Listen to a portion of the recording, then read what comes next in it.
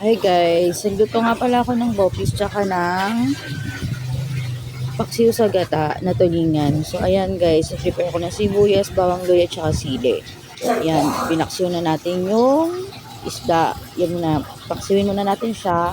After natin yan, tapos itong bopis pa lagain natin para malambot. Tapos ayan na po, pinaksiw na natin. Tapos hintayin na lang natin siyang mag-iga-iga. Then lagyan na natin siya ng gata. Yan na, lalagyan na natin siya ng gata guys kasi medyo iga na siya. Ayan, lalagyan natin siya ng maraming gata. Medyo natapon pa nga, sayang. Pero ayan na guys, tingnan nyo kung gano'ng kadaming gata yan guys. Kakaang gata yan guys, kaya napakasarap ng lechon. Ay, lechon, paksiw sa gata na yan. Nagkamali lang. Ayan na guys. Tapos paigay-igayin lang natin siya ng konti. Tapos lalagyan natin siya ng paminta.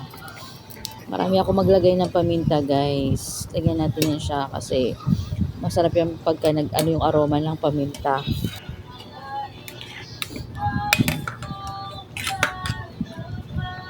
Nalagay natin.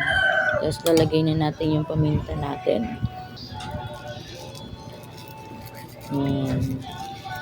Masarap yan guys, promise. Lalo na pag iinitin mo siya pagka magbawas siya tapos pagano siya, diba? So ayan, nalagyan natin ng sili.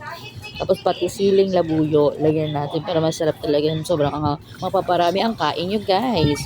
So ayan na, masarap talaga yan guys.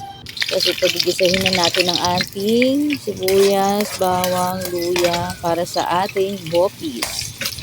Ayan, tapos ilalagay na natin yung nilaga natin kaninang bopis. Ilagay na natin yung laman loob ng baboy. Ilagay na natin dyan. After na mag-brown na yan siya. Ayan, pwede na siyang ilagay guys. Ayan na, lagyan na natin. Masarap yan guys, promise. Tapos guys, yung nga pala, di ba naglalagay tayo dapat ng carrots saka ano?